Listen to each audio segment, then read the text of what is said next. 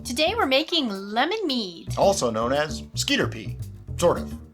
It's our way though, so it's not really skeeter pea, because that's like a hard lemonade kind of thing. I'm not making that.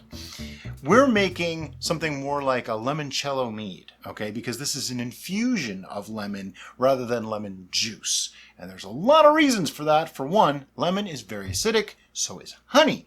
So we don't want to make acidic on top of acidic and then ask these yeasts to do their thing, because they probably won't. So instead, we're making this a little simpler on the yeast, but we're making something that'll still have all that lemony flavor. Speaking of yeast, we're trying a new yeast today. This is Red Star Premier Blanc. Reason being, we have been fanboys of 71 Beast. And we're like, okay, yeah, we know this one is awesome, so if all else fails, we can go back to that. But let's expand our horizons, shall we? Also, it's that rare time of year where it's not ridiculously hot here in Florida. So this likes a slightly lower temperature range, so this is an optimum time for us to try it out. It also has an interesting variation between its gravity, its final gravity tolerances. It's 13 to 15. To 15, but can go as far as 16. So it's sounding like 71B to me. Yeah. Which, there is some crossover. I mean, all the companies make similar-ish yeasts for the similar-ish categories. So we're curious to see what this one does. We've never really played with Red Star yeasts at all. So this is kind of a neat experiment. So Brian did some math, and he wanted to see, okay, how much honey would we need to retain our sweetness level that we prefer if it went to 13% versus how much would we need if it went all the way to 16%? Well, that's pretty much a wide range. So we have a plan, and Brian is going to share that with you now. We're going to err on the side of caution, because it says 13 to 15 and yeast can't read. So if I planned on this going to 16%, put all that honey in, and it didn't go there, it'd be really, really sweet and would stall, perceived as stalled, even though it didn't. So we don't want that. So instead I went the other way. So we're going to make it go to 13% with a little bit of residual sweetness, about 20 points. So we're aiming for like a 1.120 original gravity, which is like 3.5 pounds of honey. So let me weigh some honey into our jar. Our honey selection today is orange blossom, because we wanted to stick with the citrus notes. So we thought the orange blossom honey would go great with the lemon essence. And, as we like to do, we're using Sweet Squeeze honey, which is good stuff. Links in the description below if you want to get some. I don't know if you can get it outside of the United States, but it's really, really good. It's a Florida honey. So for us, it's still local. Yeah. It's better honey than we can get locally. Let's say that. So that's why we do it. No, they're not a sponsor. But they could be. We have to talk to them still. All right, so 3.5 pounds of honey. Real simple. All right, honey. Done. In, right. I always think it's done. That's channeling my inner Gordon Ramsay.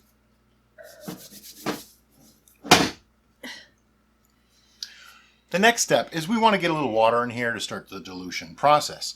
And for that, I'm using our super fancy special pitcher with the markings on the side that you can read that won't wash off because they're raised. I love this thing.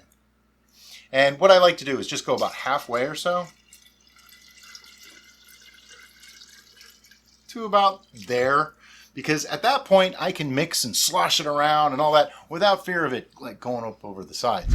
All right, what you want to do is make sure that your honey is completely absorbed into the water, mixed together, however you want to say that. I don't know, it's absorbed into the water. Homogeneous. That's the word. It's going to take a while. You don't really need to watch. For those curious, I've had a few people ask, this is room temperature water. This is not heated or anything like that. I don't believe in heating honey. Some people really get into that and they think it's a great idea. I'm actually going to do a video on it because I'm curious. The whole boiling your honey with water and taking the scum off it, it's a very old-fashioned idea on making mead, and I've not seen any recent, more modern methods of making mead use that method. But, you know, I'm curious, and I just want to see how it comes out. See if there's any difference at all. I've always been a firm believer that if you heat honey too far, you are killing off the subtle flavors that make good honey good honey. So perhaps if you're using, you know, crappy honey, boiling it is a good idea. I don't really know, so that's why we want to test that. But a few people lately have asked why we don't boil it, and it's because we use sanitization instead. The honey is clean, okay? It's sanitary. Nothing can actually live in it until you start to dilute it. That's the whole idea. So by cleaning up all of our gear, we're eliminating any possibility, really. The worst thing is the possibility of a wild yeast, which I say worst thing. Why is that such a bad thing? I don't actually mind the idea that a wild yeast is in here along with the commercial yeast, because commercial yeast is probably going to starve it out. It's going to be the stronger colony, not even something to worry about. Looks like I got this mixed pretty well. I'm going to add in some more water. Now, there are obvious advantages to using warm water or warmed honey in that it'll mix together a lot easier. But to me, an extra 2 minutes in the making process versus killing off flavors before you even start, honey's expensive. I don't really want to hurt what I have before I even start. All right, that's just honey water. So I can add in some more. You want to be careful because we don't know how much this is going to disperse with our rumble jar. All right.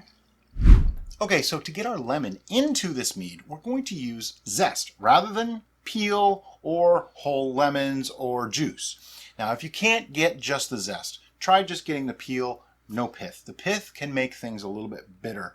And because this is a main flavoring, I feel like the pith really could do it this time. So what I have here is 4 lemons worth of zest. And I just, literally took a zester and just got the zest off of that. We're going to use a neat trick, though. We're going to use our rumble jar, and this is our larger sized rumble jar. And that is going to help the racking process because all our loose extra materials are going to be contained within this device. Works like a bag. Basically, it's a tea infuser, is what it's. Tea. Well, actually, no, it's meant coffee. For cold brew. Yeah. But it's kind of the idea of a tea infuser. And it's a really neat product. The guys from Rumble Jar sent us a couple of these, and we've been looking at interesting ways to utilize them, and this is one. So I'm just putting all the zest in there. But wait, there's more. Yeah, there's more going in there. And what I also want to do, because I'm thinking, okay, if I just use lemon and honey, that's nice and all, but what about, it got me thinking of like a toddy. So I thought some black tea, but I don't want to make it tea flavored. What I want to use the tea for is just a little bit of tannin and astringency, just to give a little backbone to this. So it's just not like, hard lemonade honey. So I'm just going to put some black tea in here. See? Black tea. That's it. Nothing fancy. Now this is loose tea, obviously. Mm-hmm. It's a nice black tea. You can use a tea bag if you really want to. I'm going to use an entire teaspoon of tea. Now, something interesting about tea as well is that it does act as a nutrient for yeast, okay? So in certain quantities, I need probably about double what I put in there to really work as a decent nutrient. Not saying it's perfect, but it does actually have some nitrogen in it. But if you revert back to our flavor triangle as referenced in our tannins and acids video, when you have your base, which in this case is the mead portion, the honey, you want to accentuate the flavors with acids and tannins. The acids are going to be coming from the zest, but because we used zest rather than the actual juice, it shouldn't be as acidic, where tea is going to add those tannins. And normally you want to have it leaning heavier towards either the acid side or the tannin side. So when you're making your recipe, you want to keep that in mind. I'm going to add some more water because this is just, we can go higher. We waited to add our water until now because we didn't know exactly how much displacement there was going to be with the addition of the rumble jar and the ingredients in the rumble jar. And now we mix very slowly and carefully using the rumble jar. Because if this thing pops off right now, it kind of ruins the whole effect. Yeah. But I did leave enough room that I could just reach in and pull it right out. Easier than a bag. So all you guys that have been giving me trouble about not using a bag came up with a better way. This is bag plus. It's a better bag. Okay, so I took a reading.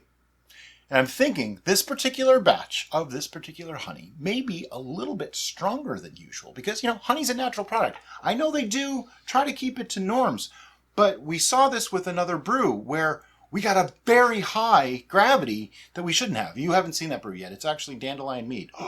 Coming soon. Spoilers. Yeah, it's not done yet. but it had a much higher gravity than it should have according to what we put in.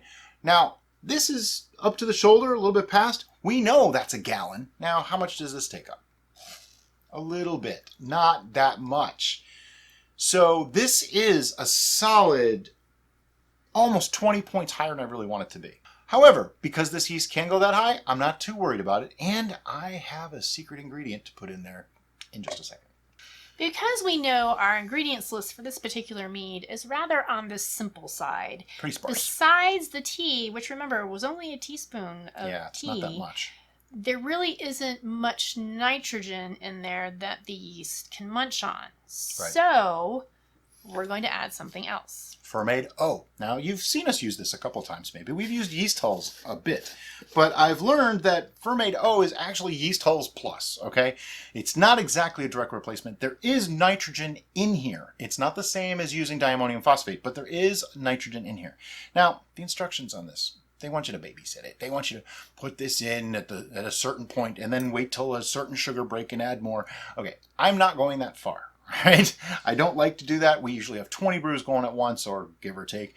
I don't really want to have to deal with babysitting and keeping track of it. And I don't like to take measurements in the middle of fermentation either. That to me just seems kind of silly. And in order to do that, you have to take at least 2 measurements. You have to know where it's at. If you really enjoy the mad scientist aspect of brewing, then by all means do by all means, yeah. The more we don't want to tell you how to do things. More, hey, here's a way to do it, and here's what works for us, and here's why we do it the way we do it. That's kind of the deal here.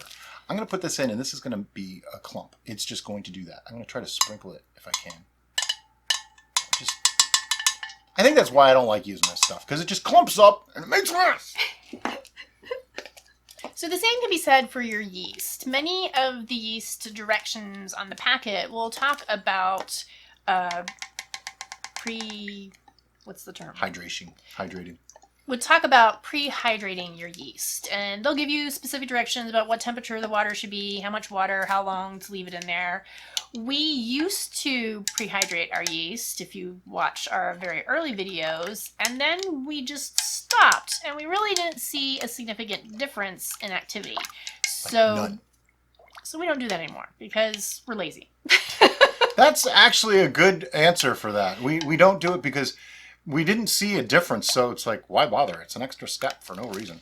It also can slightly change your gravity reading. And because we like to take our gravity readings now before we add the yeast, or before we used to take them after we added the yeast, it just gets complicated. So keep it simple. Yeah. This stuff does not mix in nicely. I have to say that.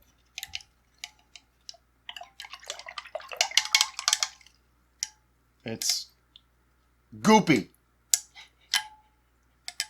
I think that's why I don't use it. I honestly think that's why I just don't do it. All right. Now comes the choice. So this packet has the right amount to make a full 5 gallons of wine. But I have like 10 of them. And because we said before, not a lot in here. This really doesn't have very much in it to make the yeast happy. I mean, we helped it out with adding the Fermentation, but you need scissors. That's my first criticism of this yeast, is the packet cannot be opened without scissors. Well, you use the little tear on the side, and it's okay. It's the foil, it's an adult-resistant package. Foil packet that doesn't want to tear. So we've opted to use the whole packet, so that way there's a larger colony starting off. So hopefully enough of them will be happy and do their thing. Especially since this is a higher gravity than I really wanted. We also haven't made this mead before, so we don't know what effect the lemon peel is going to have on this. We don't know what effect it the lack of additions is going to have on just pretty much a honey solution. And it's 71B. It's not 71B. We don't know what to do. And this is the first time we've We're used like this lost. Yeast, so I feel like a babe in the woods. I have no idea what to do. Oh, I could see the memes from that one. All right. It's all glooped up on the thing here. I'll just clean this off camera. You see nothing. These are not the droids you are looking for. Okay, so all that's left is a lid and an airlock. And if you're curious as to why to use an airlock, like we say a million times, it keeps bugs out of your brew, okay? Balloons, bad idea. We have a video on that. If you absolutely cannot get an airlock, loosening the lid just a little bit so that some air can get in and out is acceptable, but I wouldn't call it good, okay? You don't want this to explode, so you don't want to keep that lid on tight, and you want to make sure that literally bugs, can't get in. And do not put plain water in your airlock. Somebody told me the other day that they use plain water and they've never had a problem. Okay, you never have a problem until you have a problem. We use sanitizer liquid because bugs die in it, like almost instantly. Or alcohol, like a distilled spirit, vodka, or a really cheap bourbon that you happen to really hate. What are we going to do with this now, though? We're going to let it sit. And you're probably going to see it in about 12 seconds, but for us, it'll be anywhere from 1 hour to a couple of days. We want to see this start up, and we'll be back with a refresher on it, how it's doing. And we're back. It's been not even an hour, and this thing is bubbling already. You can see it. It's actually fairly active. It's kind of surprising. When you watch it, there's double bubbles coming through, which is a little bit unusual this early, but there's a froth. The croissant is already starting to form. And I attribute that to most of the nutrients, the fermento, kind of stayed towards the top. So some of that might be it just breaking up and the yeast starting to get to it a little bit and just, going a little crazy, kind of like cats on catnip. If you put some of that on the floor, it found a whole bunch and it's just going to town. Woo-hoo. But let me show you what this looks like inside. So first, here's a view of the airlock. I mean, you can see that is fairly active. This is real time. I'm not speeding this up. That's really the way it's going. So for under an hour, that's impressive already. As we start to go down inside, there is that froth I was talking about. That is the formation of a croissant right off the bat. It's pretty impressive this early. Usually you see that after 5-6 hours, sometimes even the next day. When we start to look inside, you can barely really see. It's very thick in there. I saw some various bits moving up and down, doing the elevator, escalator thing, whatever you want to call it. But for the most part, it's looking really active. I'm very, very, very happy with the way this is going. So what are we going to do with this now? We're going to let it sit. This started with a 1.140 gravity. It's a little on the high side from what I usually like. So it might take a little bit longer. But what will happen is the bubbles will start to slow down. That's not a definitive, this is done, but it's getting closer to it. So at that point, we'll take a reading, wait a little while, take another reading. When it's finished, we'll do the next part of this video. By the way, if you like this video, look up. We have another one. You might go like that one too.